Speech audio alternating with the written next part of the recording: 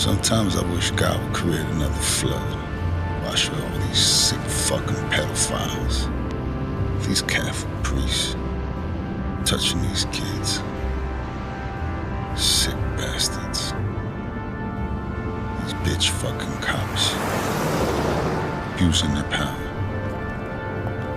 Shooting innocent people.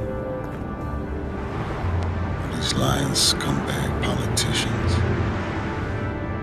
I'm working 6, sometimes 7 days a week now, just to keep up with all this trash. One of the trickier aspects of the movie to figure out is the serendipitous occurrence of the number 11. One of the most notable appearances of that number is on the vagrant sign from the beginning of the movie, which references the Bible verse Jeremiah 11:11, which reads, "Behold, I will bring evil upon them, which they shall not be able to escape, and though they shall cry unto me, I will not hearken unto them."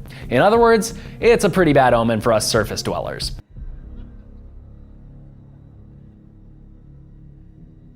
Take your time, got all night.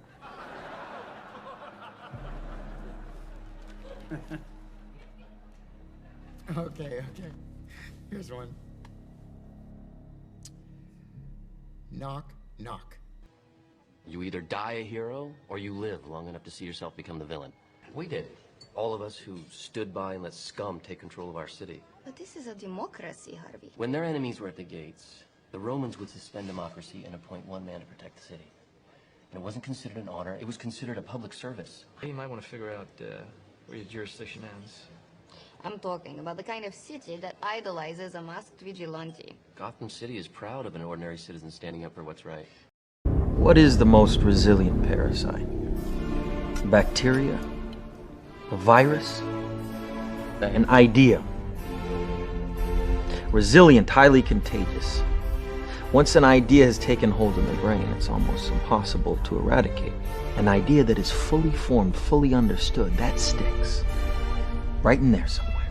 Annihilation. He punched a parking lot attendant outside of a club in Hollywood. Kimmel, as a joke, wears a bulletproof vest, which isn't really a joke. He's half kidding. And Suge comments on it, saying, there are ways to kill a man that don't involve using guns. Right. So they got this new thing out there. People sell them all the time. They got this stuff they get blood from somebody with AIDS, and then they shoot you with it. Oh, so well, that seems bad. That's a slow death. Yeah. An easy thing, you know what I mean? Yeah. Oh, no. Well, I believe in God. And the only thing that scares me is Kaiser Soze. Okay? He actually said that maybe I'm not a good Christian or something. It's unbelievable, which is really not a nice thing to say. So it's a response from Donald Trump. It says, if and when the Vatican is attacked by ISIS. You know, ISIS. Knock, knock. Who's there? It's the police, ma'am. Your son's been hit by a drunk driver. He's dead. The fool in the north, he's the shadow of God because he's the trickster hero. Now, it's a great shadow. I suppose the most important myth associated with this trickster is that of the flood. It's a very, very important figure in American Indian mythology. There is a figure in American Indian myths that represents this power of the dynamic of the total psyche to overthrow programs.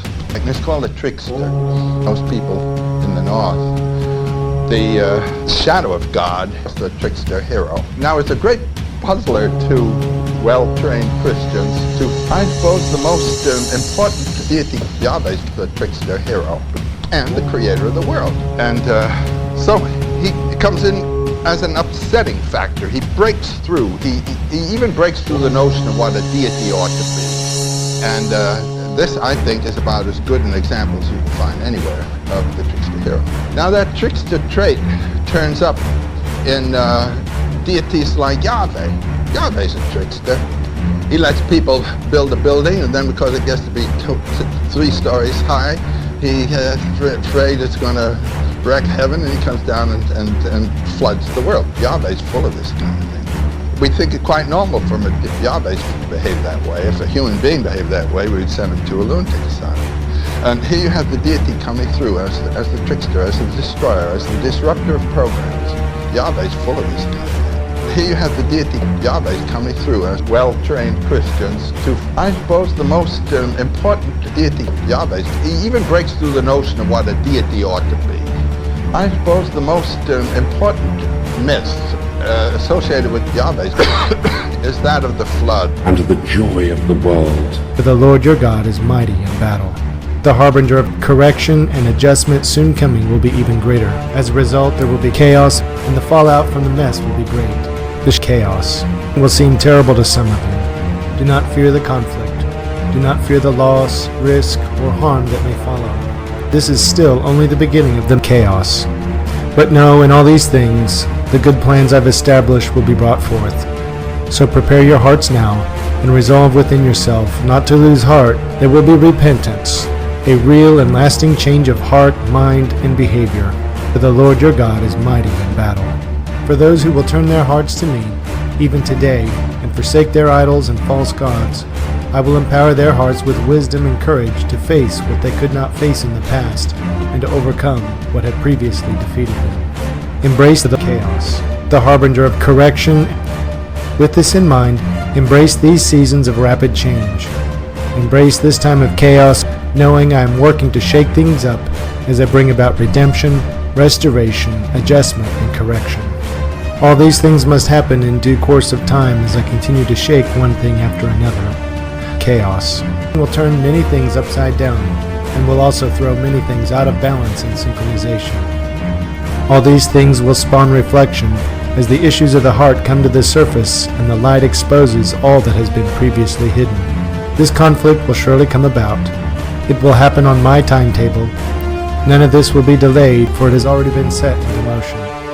But also remember, this is only the beginning. Do not let your hearts be troubled, but trust in me, for the Lord your God is mighty in battle. Think not, O king, upon that lie, that thou must die. Verily, thou shalt not die, but live. Fear not, prophet, when these words are said, thou shalt not be sorry. Thou art emphatically my chosen, and blessed are the eyes that thou shalt look upon with gladness. But I will hide thee in a mask of sorrow. Begone, ye mockers, even though ye laugh in my honor, ye shall laugh not long. Then, when ye are sad, know that I have forsaken you. He that is righteous shall be righteous still. He that is filthy shall be filthy still. My number is 11, as all their numbers who are above. All words are sacred, and all prophets true, save only that they understand a little. Solve the first half of the equation, leave the second unattached. But thou hast all in the clear light, and some, though not all, in the dark. Nor let the fools mistake love, for there are love and love. There is the dove, and there is the serpent. Choose ye well. He, my prophet, hath chosen, knowing the lore of the fortress, and the great mystery of the house of God. Prophets shalt not behold all these mysteries hidden therein. The child of thy bowels, he shall behold them. All is ever as it was, yet there are masked ones, my servants. It may be that yonder beggar is a king. You've sold us out to globalism. Okay. You are not working for Canada. You are working for your globalist partners. I wonder how much they're paying you to betray Canada. What do we do with traitors in Canada, Mr. Trudeau? We used to hang them.